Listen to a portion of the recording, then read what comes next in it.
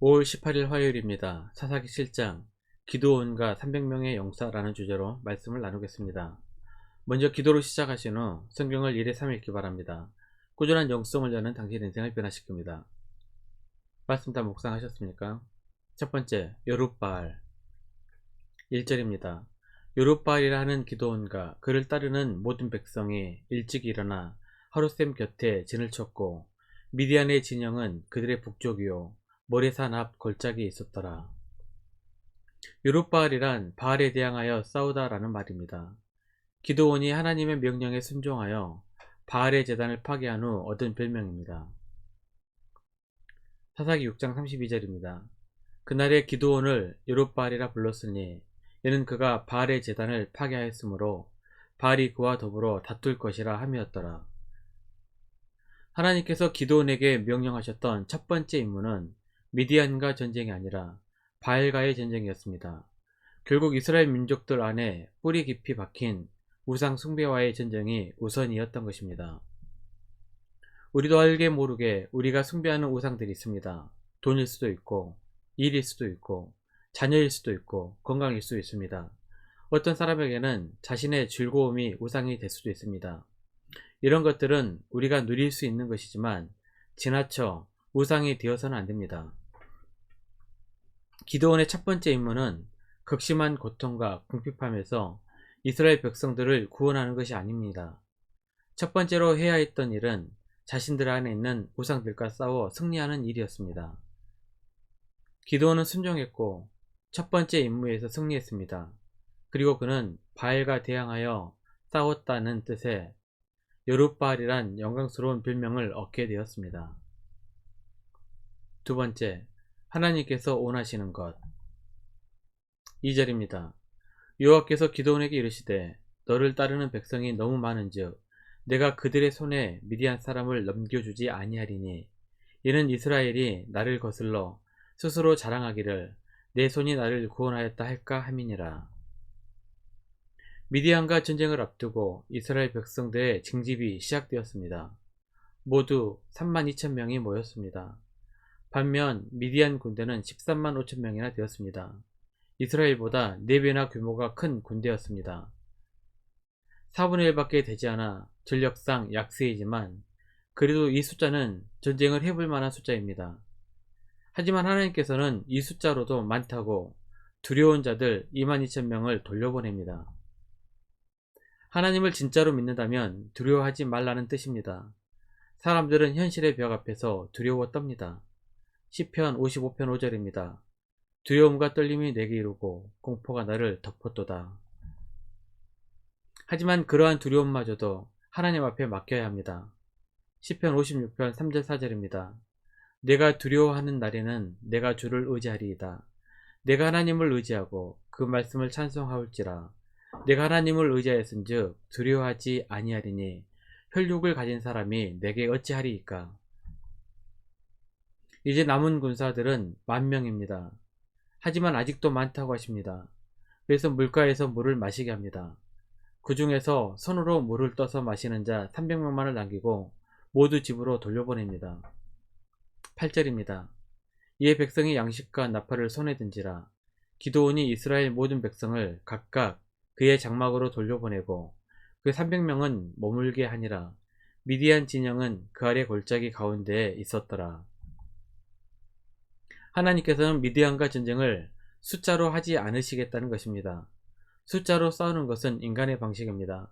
하나님께서는 이 전쟁이 인간의 전쟁이 아니라 하나님의 전쟁임을 선포하신 것입니다. 우리는 숫자와 크기에 쓸데없는 우월감을 갖기도 하고 열등감을 갖기도 합니다. 세계에서 가장 규모가 큰 교회, 세상에서 가장 성도가 많은 교회라며 우월감을 드러내기도 합니다. 대단한 것이지만 교회로서 자랑할 만한 것은 아닙니다. 숫자는 화상일 뿐입니다. 하나님께서는 숫자로 일하지 않으십니다. 300명으로도 충분하기 때문입니다. 고통을 통해 하나님께서 우리에게 말씀하고 싶은 것은 이것입니다. 우리 안에 우리가 의지하는 32,000을 줄여나가라는 것입니다. 300이라는 숫자는 그다지 의지할 것이 없는 숫자입니다. 의지할 것 없을 때까지 줄여나가야 합니다. 아무리 불리한 상황이라도 하나님을 믿고 은혜를 체험하고 나면 상황은 변한 것이 없을지라도 마음속에 평강을 주십니다. 내가 더 이상 의지할 것이 없을 때 비로소 하나님께서 역사하시기 때문입니다. 세 번째, 맡은 일에 최선을 다하기. 16절입니다. 300명을 세대로 나누고 각 손에 나팔과 빈 한 항아리를 들고 항아리 안에는 횃불을 감추게 하고. 300명으로 14만 5천 명과 싸운다는 것은 인간의 전쟁이 아니라 하나님의 전쟁이라는 말입니다. 사람이 할 일이 별로 없습니다. 나팔을 불고 항아리를 깨고 횃불을 들고 소리를 지르는 정도입니다. 300명의 소수정예 부대를 생각하기 쉬운데 고작 하는 일이 참으로 보잘것없는 것입니다. 그런데 이 300명의 위대한 점은 이렇게 보잘것없는 일을 온 힘을 다해 해냈다는 것입니다. 마태복음 25장 21절입니다. 그 주인이 이르되 잘하였도다 착하고 충성된 종아, 내가 적은 일에 충성하였음에 내가 많은 것을 내게 맡기리니 내 주인의 즐거움에 참여할지어다 하고. 보잘것없는 작은 일이라도 최선을 다해 성실하게 임하는 것이 믿음입니다. 하나님께서 세운 300명의 용사들이 바로 그런 사람들이었습니다. 신명기 6장 5절입니다. 너는 마음을 다하고 뜻을 다하고 힘을 다하여 내 하나님 여호와를 사랑하라.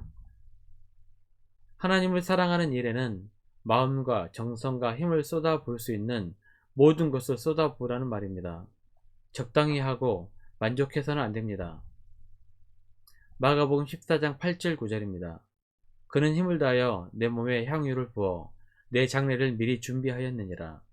내가 진실로 너에게 이르노니 온 천하에 어디서든지 복음이 전파되는 곳에는 이 여자가 행한 일도 말하여 그를 기억하리라 하시니라.